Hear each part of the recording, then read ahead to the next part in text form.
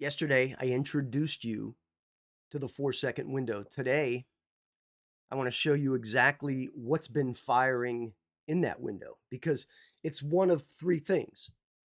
And knowing which one changes everything about your approach for the next step. You see, there's three archetypes. The first archetype is a reactor. That's number one, reactor. And the reactor isn't weak, they're untrained. They feel the pressure, the alarm fires, and behavior that was installed years ago just takes over. They hand control to the circumstances before they even realize what happened. They're handing that control over immediately. That's a reactor. Number two is a pusher. Now, a pusher sometimes thinks they're actually a controller, but they're not.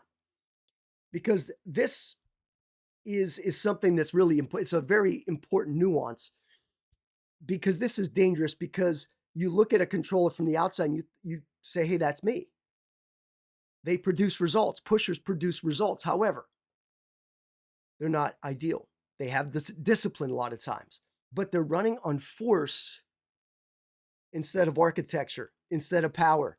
And force has a ceiling and an expiration date. So if we were to say a pusher, they might have the discipline,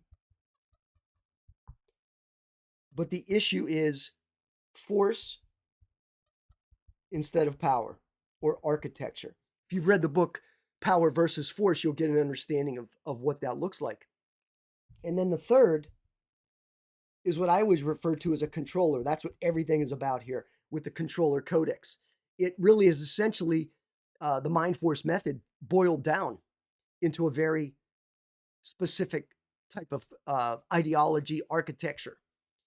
And it's really not a personality type, but it's an installed architecture. You'll hear me say that a lot because over the years of training thousands of men and women throughout the world, is that a controller is not born, they're built.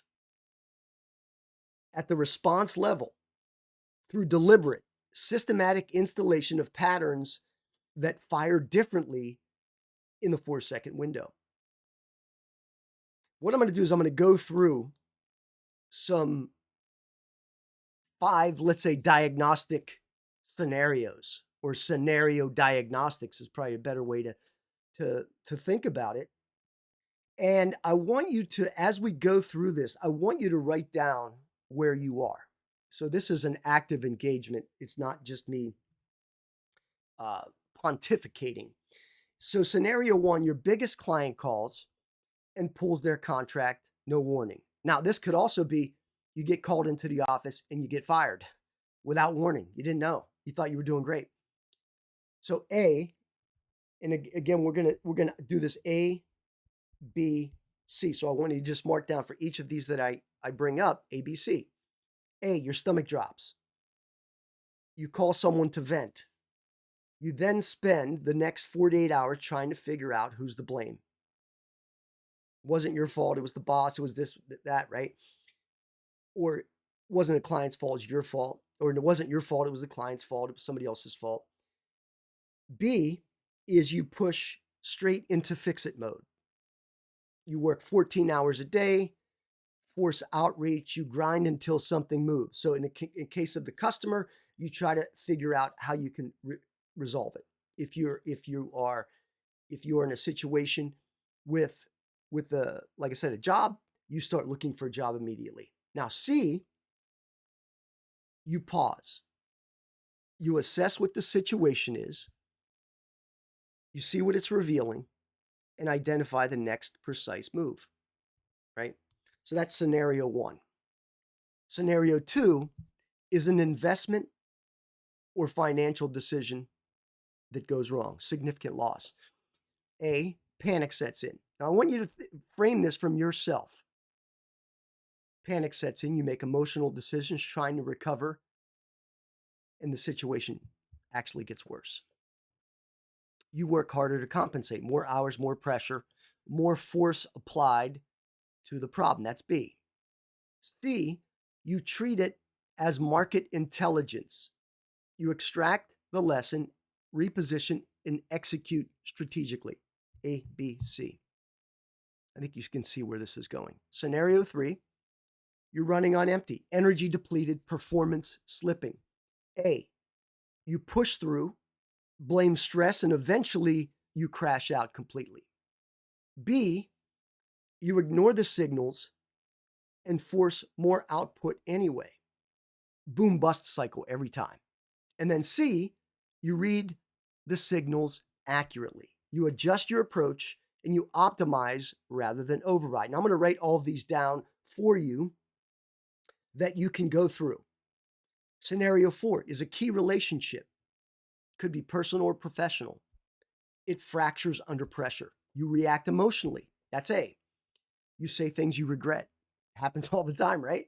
And then the situation escalates. Did you ever notice that when you get into a little altercation with somebody and you start saying things back, it really deteriorates, gets worse. And so you take something that is a 1-alarm fire and you convert it to a 5-alarm fire, specifically relationships. That's why it's better just to, anyway, you suppress what you feel. That's B. You bottle the pressure and it bleeds into everything else. And then C, you process the trigger systematically. You respond from a position of precision and you use the friction as data. One more scenario, scenario 5. Your strategy fails publicly. People notice. I've had it happen many times. It's not pleasant. A, shame, withdrawal, victim framing. The failure defines you longer than it should. Because now it's like, I screwed up or I made a bad move. That's A. B is immediate overcompensation. You launch something new before you understand what really went wrong. That's B. And then C, again, you extract the feedback, you recalibrate the system, and you deploy a refined approach. So here's the deal. If you're getting mostly A's, you're a reactor. Plain and simple. Life is happening to you more than you're commanding it. That's why you're a reactor. Your response patterns are costing you more than you could ever realize. Not because you're weak, but because the pattern running inside of all of your responses were installed unconsciously and they've never been deliberately replaced. That's really key. Now, if you're mostly B's, you're a pusher. You have drive, you have discipline, probably more than most people around you, but you're running on force instead of precision. You're running on force instead of power, if you want to use that analogy. And force has an expiration date. The pusher looks like a controller, but the internal cost is really what gives it away. And you know, because this, again, these are internal situations, not necessarily what others see. And if you're getting mostly C's, you're a controller. You're operating with controller architecture. The foundation is there. The question now is how systematically you've installed it and how consistently it fires under maximum pressure. Not just when conditions are favorable. Anybody can be cool, calm, and collective when conditions are favorable. Real simple. But this really comes down to maximum pressure. Now, here's the thing. Obviously, if you have mixed answers here, you're in transition. Most people who take this diagnostic usually land somewhere in the middle. Strong in one scenario, maybe compromised in another. And see, the inconsistency has a name. It's called partial installation. You're not fully installed and you're not fully, outside. The architecture exists in some dimensions and is missing in others. The gap is exactly what C3 is built to close. I want you to understand that. And we'll go into more detail on that. I want you to pick your answers. I want you to reply back I want you to let me know where you're at. Hopefully this exercise has been extremely helpful for you, is that you want to understand how these work.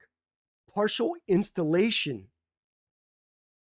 is a lot of the issue.